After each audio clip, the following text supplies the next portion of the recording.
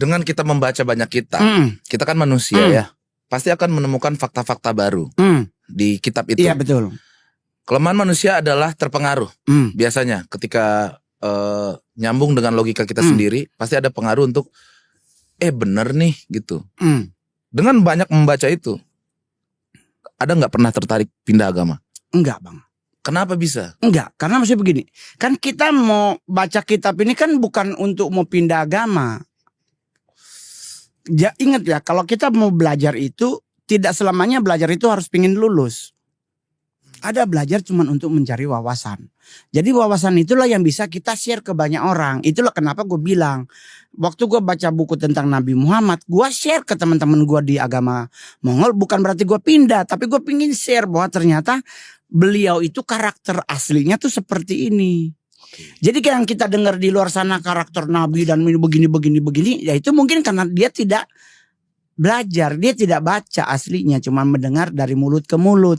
Tapi kalau gue pelajari antara kebenaran itu hakiki, benar dari karakter beliau atau dari mungkin ada yang menambah-nambahkan karakter diri beliau. Tapi yang gue pelajari adalah sama kayak di kitab gue belajar tentang Buddha Gautama.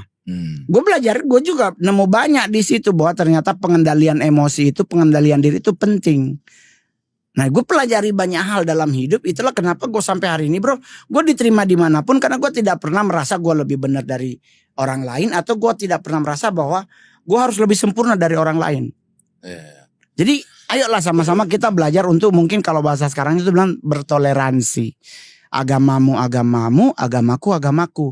Kita nggak boleh nyerang, tapi dalam namanya hidup kita nggak boleh selalu bawa agama.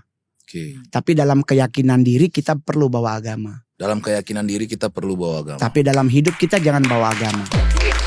Kita pesan minum nih, makin seru nih ngobrol nih. Siapa di sana? Isi goblok.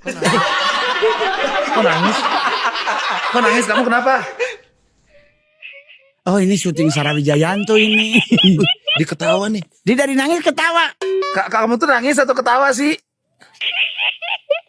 Aku suster ngesot.